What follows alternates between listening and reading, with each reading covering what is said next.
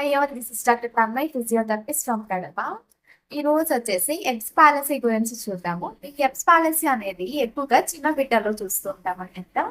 వాళ్ళకి ఇది ఎలా వస్తుందంటే బర్త్ ఇంజ్యూరీస్ వల్ల వస్తది. అంటే వీళ్ళు మదర్ డెలివరీ అయ్యేటప్పుడు బేబీని తను పట్టుకొని ఎక్కువగా ట్రాక్షన్ ఇవ్వడము, అంటే పట్టుకొని లాగటము, హెడ్ పట్టుకొని లాగటము, ఇంకా ఓవర్ వెయిట్ ఉన్న బేబీస్ మదర్ యొక్క ప్యూబిస్‌లో స్టక్ అయినప్పుడు నెక్ పట్టుకొని లాగాల్సొస్తది. అలాంటి టైంలో బ్రేకియల్ ప్లెక్సస్ అనే దగ్గర ఒక 5 నర్వ్స్ అనేవి ఉంటాయన్నమాట. ఒక గ్రూప్ ఆఫ్ 5 నర్వ్స్ ఉంటాయి బ్రేకియల్ ప్లెక్సస్ అంటే.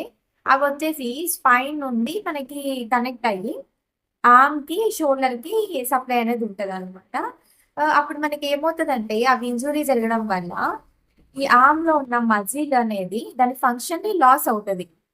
అప్పుడు ఆ ఆర్మ్‌ని, అంటే ఈ చెయ్యిని కదిలించకపోవటము, ఒక చెయ్యి పనిచేయడము, ఇంకొక చెయ్యి ఫంక్షన్స్ అనేవి లాస్ అవ్వటము, సరిగ్గా చెయ్యి లేపలేకపోవటము, ఇలాంటివన్నీ ఉంటాయన్నమాట. ఫిజియోథెరపీలో అయితే దీనికి మనము ఎలక్ట్రికల్ స్టిమ్యులేషన్స్ అనేవి ఇవ్వచ్చు.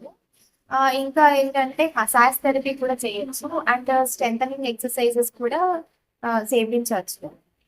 ఇంకొచ్చేసి హైడ్రోథెరపీ గూడా చేయొచ్చనమాట. ఎందుకంటే వాటర్‌లో పెట్టి గనక మనం చేసినప్పుడైతే కొంచెం పెయిన్ అనేది లెస్ ఫీల్ అవుతారు. ఇవి మనం ఫిజియోలో చేస్తాము. సర్జరీ ప్రొసీజర్ అయితే నర్వ్ గ్రాఫ్టింగ్ అయితే చేస్తారు.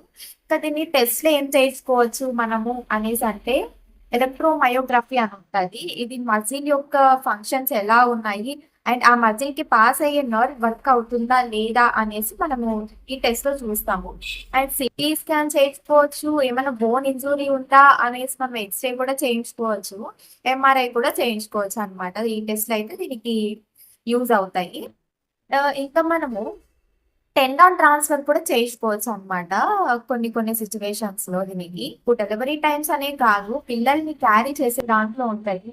అందుకే చిన్న బిడ్డల్ని చాలా, అంటే చాలా సెన్సిటివ్‌గా క్యారీ చేయాల్సొస్తది. మీరు తలకి గాని ఒక సైడ్‌కు తిప్పేసి పడుకోబెట్టడము, ఇంకొక సైడ్‌కు పడుకోబెట్టడం. ఇంకా కొంతమందేంటంటే తల గుండ్రంగా లేదని ఒత్తేయడము, భుజాలు బాగలేవనేసి బాగా ఒళ్ళంతా ఒత్తేయడము, ఇట్లాంటివన్నీ చేయకూడదు. ఇలాంటివి చేసినప్పుడే నర్వ్స్ అనేవి ఇంజ్యూరీ జరుగుతాయి వాళ్ళకి. చిన్న బిడ్డలు కదా! చాలా సెన్సిటివ్‌గా ఉంటదనమాట వాళ్ళ బాడీ అనేది.